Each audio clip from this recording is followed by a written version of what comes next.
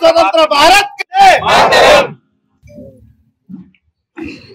ఇప్పుడు కార్యక్రమం గణతంత్ర దినోత్సవ సందర్భంగా ప్రీతమ నాయకులు శాసనసభ్యులు ఉద్దేశించి వారి సందేశం ఇవ్వాల్సిందిగా కోరుతాం.